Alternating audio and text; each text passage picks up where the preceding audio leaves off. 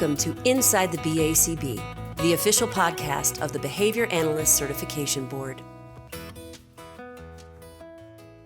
Hi, everyone. Welcome to Inside the BACB. I'm Tyra Sellers, the organization's Director of Ethics.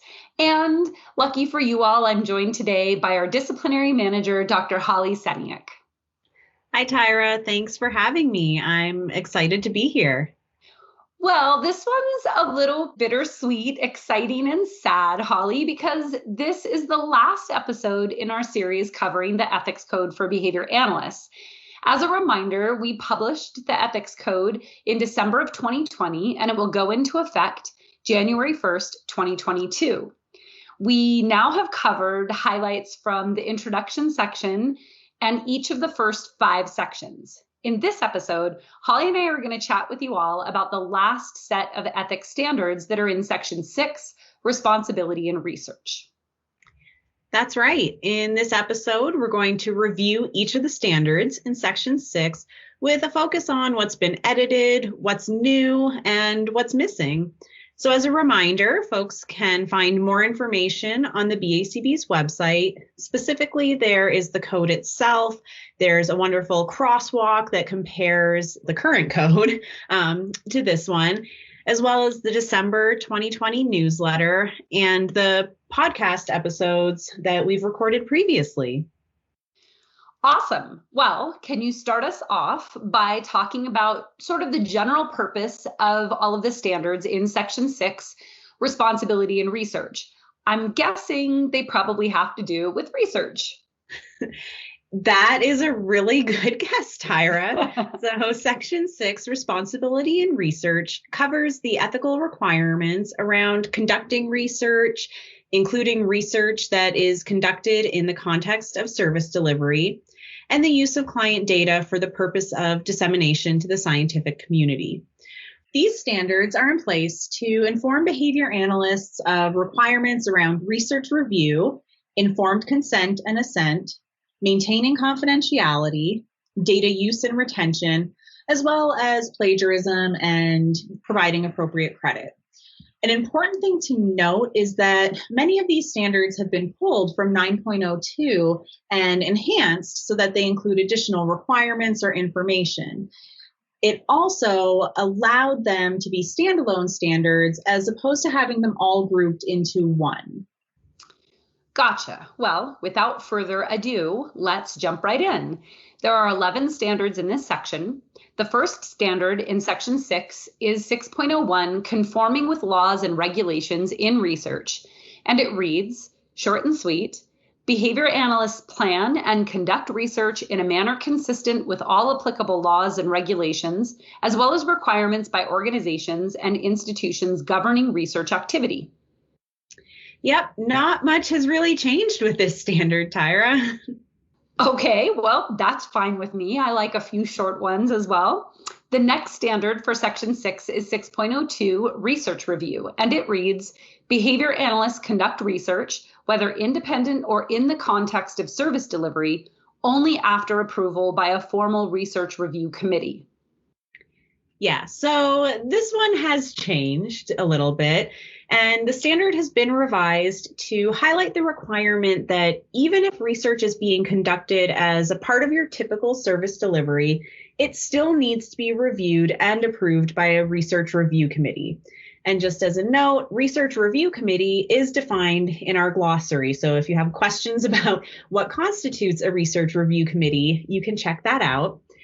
And really, to summarize it, a research review committee may be an official entity of a government or university. It might be an independent committee within a service organization, or it may be an independent organization created specifically for the purpose of research review. Fantastic. And as a reminder for listeners, if you're looking for that glossary, you're going to find it smack dab between the introduction section and the first standard. So the next standard in Section 6 is 6.03, Research and Service Delivery. 6.03 reads, behavior analysts conducting research in the context of service delivery must arrange research activities such that client services and client welfare are prioritized. In these situations, behavior analysts must comply with all ethics requirements for both service delivery and research within the code.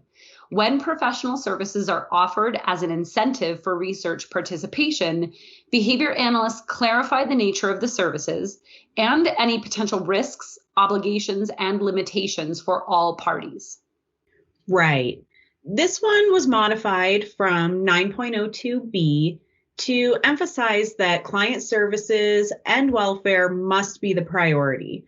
We also added the requirement that if professional services are being offered as an incentive for participation, that behavior analysts are sure to clarify the nature of services, any potential risks, obligations, and limitations for all parties. Fantastic, Holly, thanks. The next standard in Section 6 is 6.04, Informed Consent in Research. This reads, behavior analysts are responsible for obtaining informed consent and assent, where relevant, from potential research participants under the conditions required by the Research Review Committee. When behavior analysts become aware that data obtained from past or current clients, stakeholders, supervisees, and/or trainees during typical service delivery might be disseminated to the scientific community, they obtain informed consent for the use of the data before dissemination. Specify that services will not be impacted by providing or withholding consent, and make available the right to withdrawal consent at any time without penalty. Yeah, Tyra. So this standard has been enhanced to include the requirement to obtain assent where relevant. So that's something that's pretty new to this code and we felt was important to add in. And additionally, we have added the requirement that consent should be obtained at the time that the behavior analyst knows that they will use data from past or current clients that is obtained during service delivery for some research purpose. So as soon as the behavior analyst sort of has it in their mind that they are going to use these particular data or they want to potentially share it at a conference or disseminate it in some way, they need to be obtaining informed consent. Well, that makes sense to me. The next standard in this section is 6.05, Confidentiality in Research. This one reads, behavior analysts prioritize the confidentiality of their research participants, except under the conditions where it may not be possible. They make appropriate efforts to prevent accidental or inadvertent sharing of confidential or identifying information while conducting research and in any dissemination activity related to the research. For example, discussing or removing confidential information or identifying information. Yep. So this one really hasn't changed much from the current code. Well, awesome. Then let's move on to 6.06, Competence in Conducting Research, that reads, behavior analysts only conduct research independently after they have successfully conducted research under a supervisor in a defined relationship, for example, thesis, dissertation, mentored research project. Behavior analysts and their assistants are permitted to perform only those research activities for which they are appropriately trained and prepared.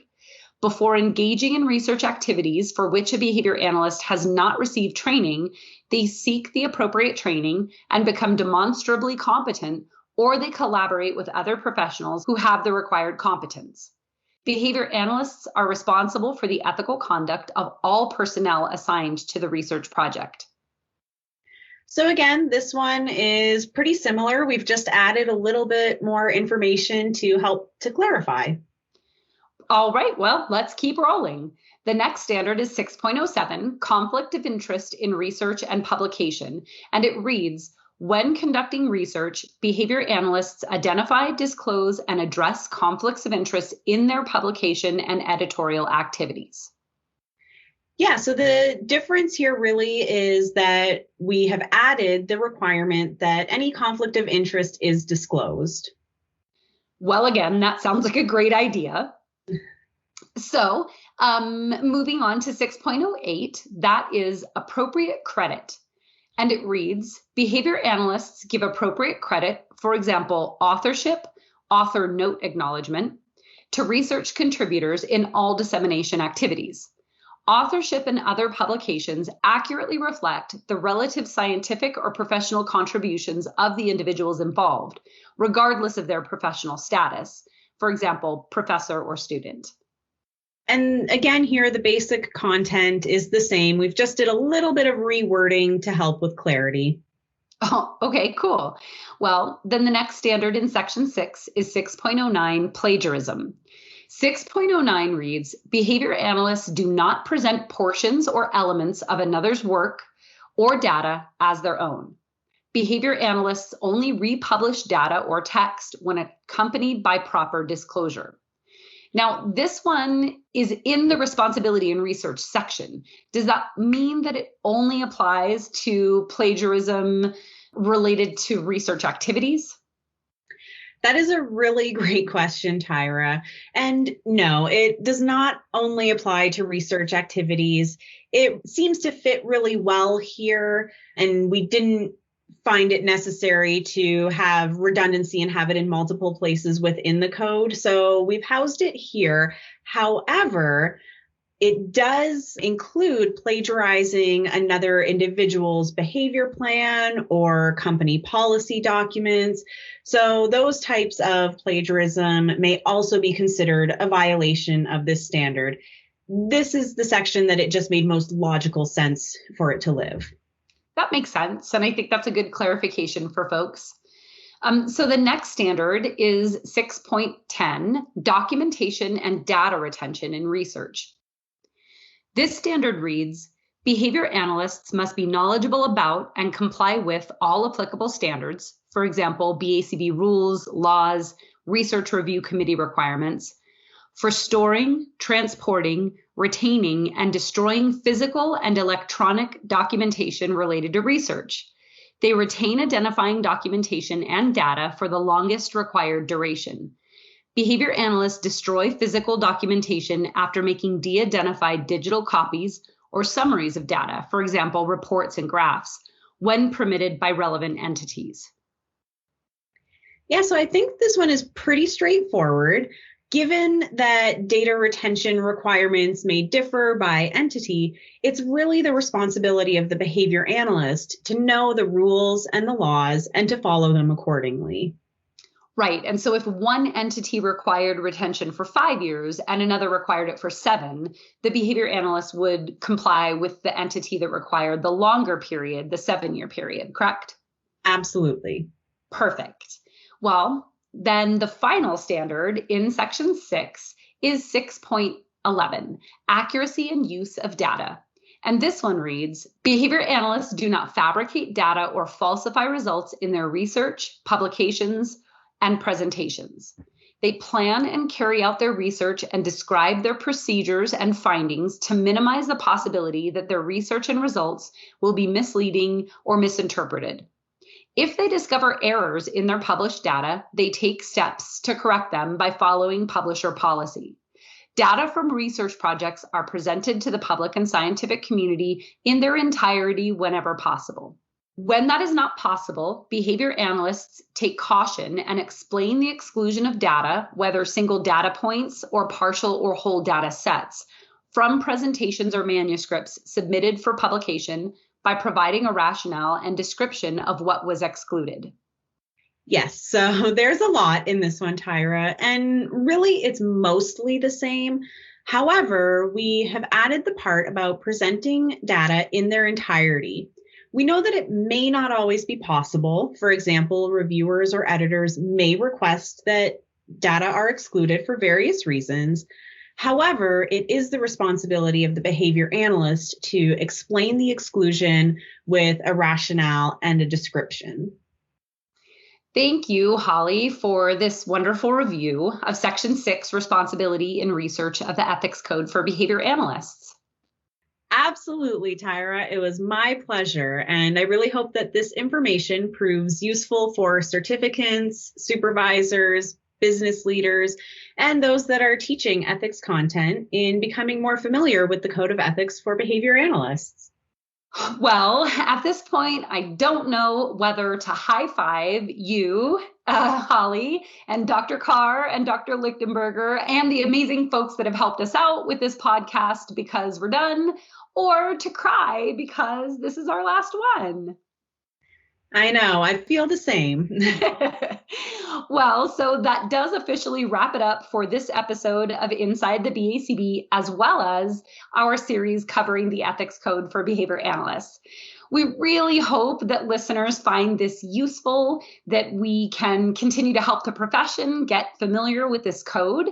And just as one more reminder, you can find all of the other resources like that December 2020 newsletter, the code document, the crosswalk, all of these episodes on the BACB's website. So I suppose with that, we get to say goodbye now. Bye, everybody.